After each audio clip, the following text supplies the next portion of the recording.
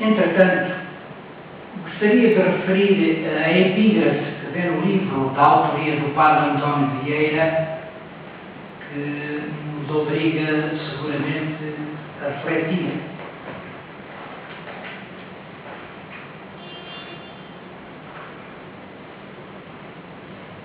Lançai os olhos por todo o mundo e vereis que todo ele se vem a resolverem buscar o pão para a boca. Os pobres dão pelo pão o trabalho. Os ricos dão pelo pão a fazenda. Os de espíritos generosos dão pelo pão a vida. Os de espíritos baixos dão pelo pão a honra. Os de nenhum espírito dão pelo pão a alma. E nenhum há que não dê pelo pão e ao pão todo o seu cuidado. As gastronomias regionais, como sabem, estão, já há alguns anos, aliás, muito em voga. Este revivalismo tem a sua lógica natural e aceitável por força da procura das raízes socioculturais a nível local, em que o artesanato, a música, a gastronomia, a literatura oral, aliás, como foi referido anteriormente, são os pratos fortes dos etnógrafos da ocasião. Mas Eduardo Medeiros não é o etnógrafo da ocasião. É um profissional de mérito, dedicado e generoso para com a sua terra.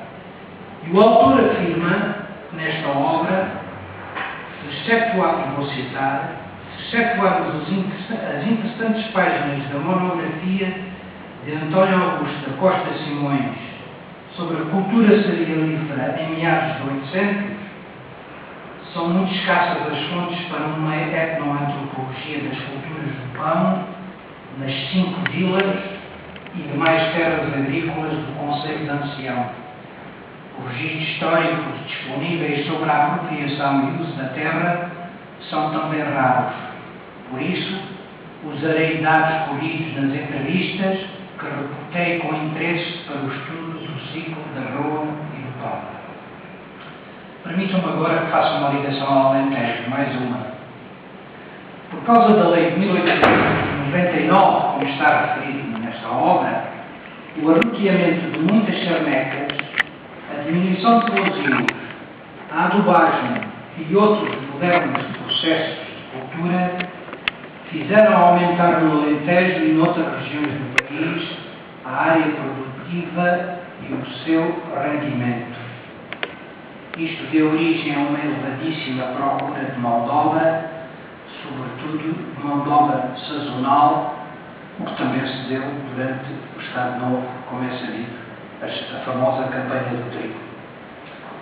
De acordo com o autor, foi no contexto dessa procura que começou o trabalho migrante de beirões ou ratinhos, não porque eram chamados estes trabalhadores naquelas terras do pão, muitos dos quais tipos do concelho de Ancião e terras envolventes. Eduardo Medeiros transcreve o Manuel Augusto Dias mencionou na sua monografia de Chão de Couce. A pobreza de parte da terra, pedregosa e seca, nem sempre permitia a obtenção dos rendimentos necessários ao aprovisionamento dos bens essenciais a uma parte significativa das famílias que viviam na área do antigo concelho e da atual freguesia. Por isso, no verão, havia migrações de grande quantidade de homens para o Alentejo e até para a Espanha, para a ceifa do trigo, que se repetiram até à década de 60 do século XX, a altura em que a mecanização da agricultura se desenvolveu. Estas migrações para sul eram a única forma de reforçar os rendimentos dos agregados familiares, sempre precários, pelas dificuldades naturais próprias das serranias onde viviam, e acabei de citar Dias. Aliás, o mesmo acontecia com os algarvios. Os homens da Serra Algarvia que vinham para o distrito de Beja, essencialmente ajudar na tarefa da ceifa. Aos grupos de trabalhadores que se formavam para a ceifa do Alentejo chamavam-se camaradas ou corte. Os trabalhadores eram recrutados e comandados pelos engajadores ou manageiros. No Alentejo usa-se muito manageiro e às vezes interrogo se a sua raiz não será manager. Ao romper da primavera, o proprietário alentejano ia conhecer o estado de Seares e a palavrar com os seus lavradores os braços que iria necessitar. Era o manageiro beirão, era ao manageiro beirão que competia recrutar localmente, estabelecer as equipas e combinar o trabalho e os pagamentos. Pagamentos dos proprietários aos trabalhadores e destes ao manageiro, essencialmente nos anos 30 e 40 do século passado. Para ir para este trabalho havia um investimento prévio em roupa, mantas, trem de cozinha e comida. Por vezes, um endividamento que se pagava no retorno com a jorna ganha. Pouco restante. Ficava por a experiência gastronómica sempre recordada do pão alentejano.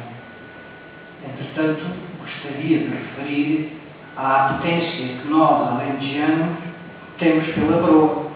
Aliás, ontem e hoje só comi broa. Exatamente, porque a broa com esta qualidade não existe no Alentejo, apesar de ser vendida broa muito industrial, chamando aqui eu, nos supermercados.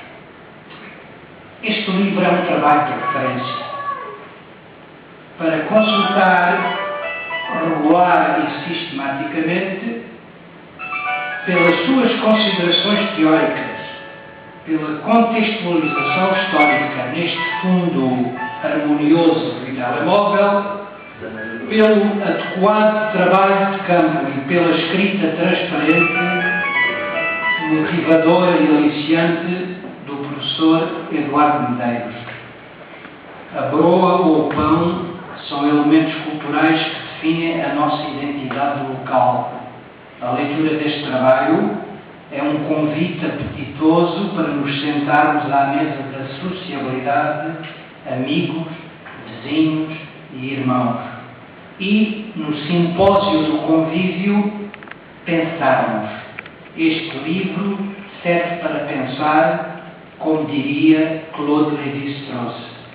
Parabéns ao professor Eduardo Medeiros, parabéns à Câmara Municipal de Ancião, parabéns a Ancião. Muito obrigado.